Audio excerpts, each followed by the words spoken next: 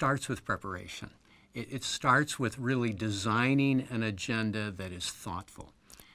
I think you should view every board meeting like an event, like a retreat. You should know what it is you're trying to accomplish, how you want people to feel during and after the meeting, what you want as the end result of every different discussion items. The board chair has to be a facilitator.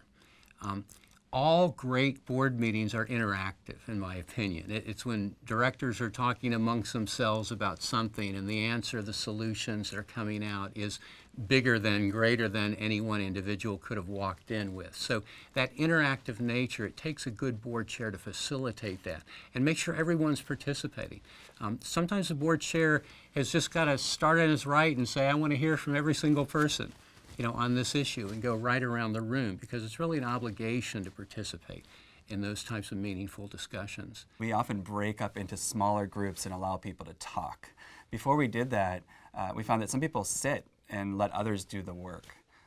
The other thing that has really helped our board meetings become more effective is that I'm doing a lot less reporting. We use what's called a consent agenda.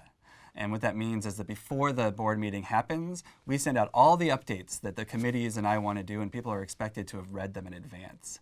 And the board itself is a working board meeting, where instead of asking for updates from everybody and hearing a lot of talking heads, we're actually asking for advice from the board and digging deep on issues that face the organization. In my own board meetings, we begin with the discussion, the big issues, and we actually conclude the meeting with the fiduciary and legal oversight pieces, so that the maximum energy is directed towards forward thinking, opportunities, challenges, and we cover the necessary fiduciary and legal, but it's not preferenced.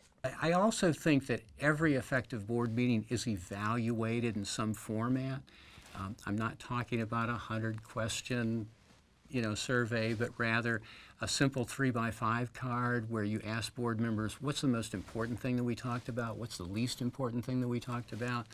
And then finally, I guess, after an evaluation, I think a good board chair will summarize the major conclusions of the meeting and summarize any actions that the group has agreed on, so that when we walk out of the room, we all know what it is we've agreed on and what we're going to do now between now and the next board meeting.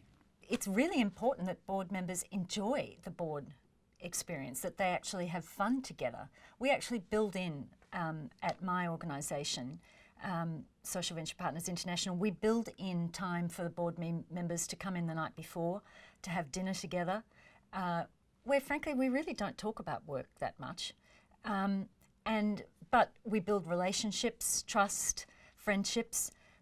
We take that atmosphere into the room the next morning, and people leave the meeting, I hope, feeling more stimulated and energised than when they arrived in it. A board meeting where people leave feeling drained and tired is a board meeting that has failed in its purpose.